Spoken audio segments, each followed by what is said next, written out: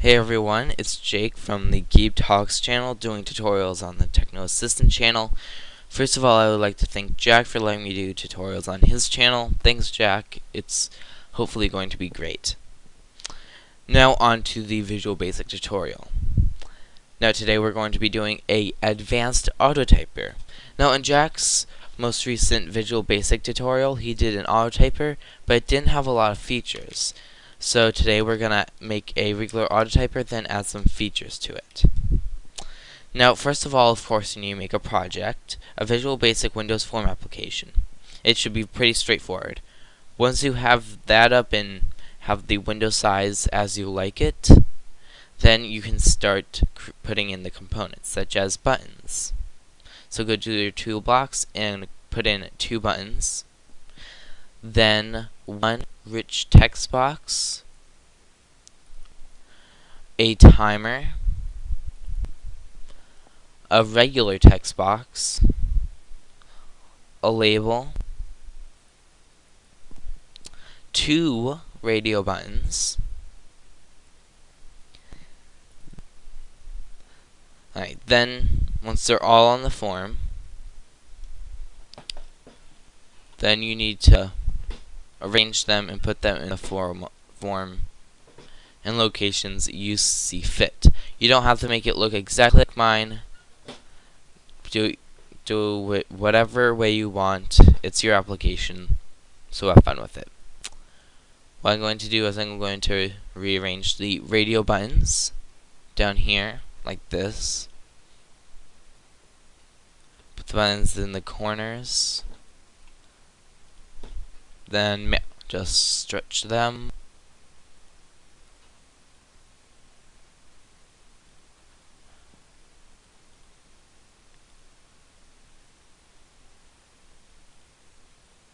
And once you like the arrangement of the buttons, then you can put whatever. What I'm going to do is a rich text box. Then under that, I'm going to put a label and a text box together. I think it would be best for you to put them next to each other because they will be addressing each other. Okay, now it seems good and labeled and sized. Let's go on to the coding and the naming. First, I'm going to name the first button Start, the second button Stop, the label I am going to call AutoTyper Speed, parentheses seconds, and parentheses then a colon. So that'll be how fast you put. That's what you put into the text box. How frequent the text will appear. Radio button 1 will say new line after text. Then radio button 2 will say space after text.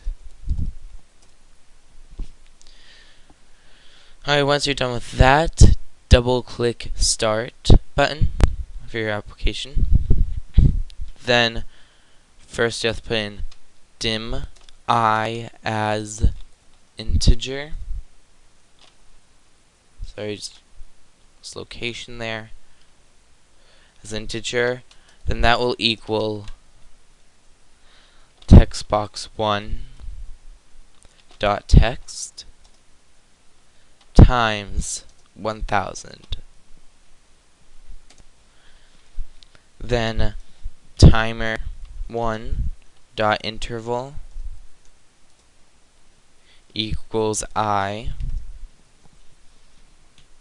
timer 1 dot enabled equals true, then timer 1 dot start. Then go to the stop button, double click it, go to the code, and type in timer 1 dot stop. Then, so you don't want that, for the radio button 1, put double click new line after text, and just put radio button 2 dot checked equals false. Then for the other radio button, put in radio button 1 dot checked equals false. Now you double click the timer. Then you put in an if statement. If radio button 1 dot checked equals true, then send keys dot send rich text box 1 dot text plus VB new line. Then after the end if, put another statement. If radio button 2, sorry, it went off of me. My radio button 2 dot checked equals true, then send keys dot send rich text box 1 dot text plus quotation marks space quotation mark, and that should be good. Now before we try it, oh, what's the error? Rich text, oh, sorry to misspelled it. Now before we debug it, well, of course, first we check the errors, make sure there's no errors. Then we double click start and do this. If text box 1 dot text equals nothing, then you have to exit the sub. And to notify the user, just do a message box before the exit sub and say, please enter a number into the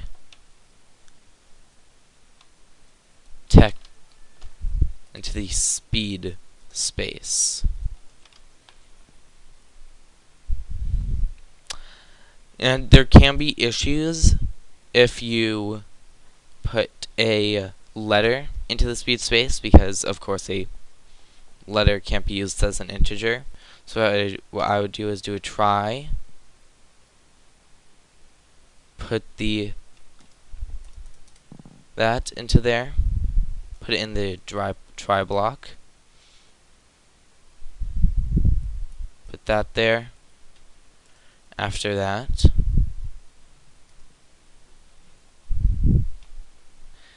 then if that happens, if there's an exception, an error, then do a message box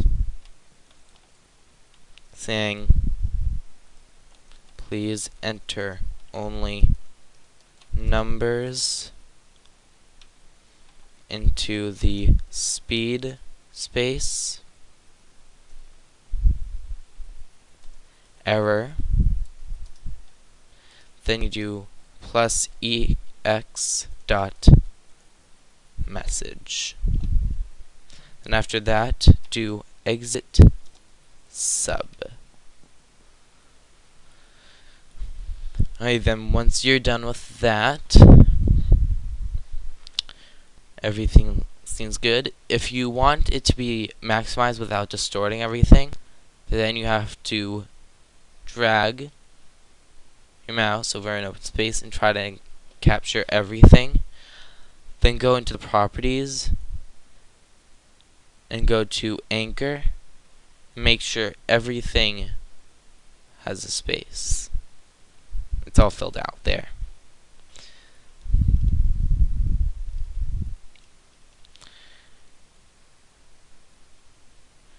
And one thing you may also like to do is if it's a double. If you want it as a double to make sure they can do not only integers but also decimals, then this would be good. So I have my notepad here. Let's debug this.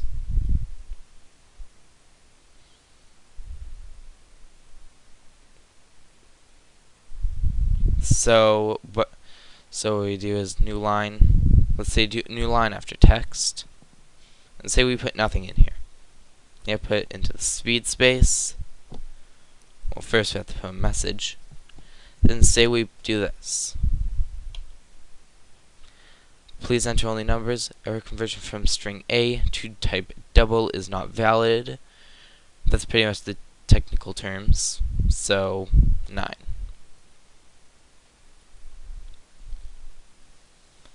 It may take a bit to load.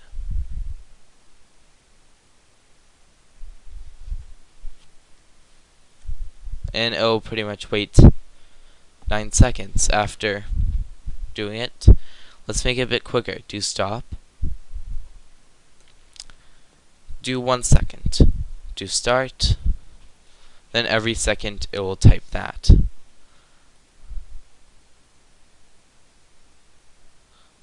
Let's stop that. And you see it can be very useful when doing everything. Maybe you want to have it complete, or for other uses. But you see this does have a lot of features, though the anchoring isn't always perfect. I thank you for watching my video. Please give it a thumbs up and please comment down below. So please have a nice day and try this out for yourself, and the project link will be in the link below.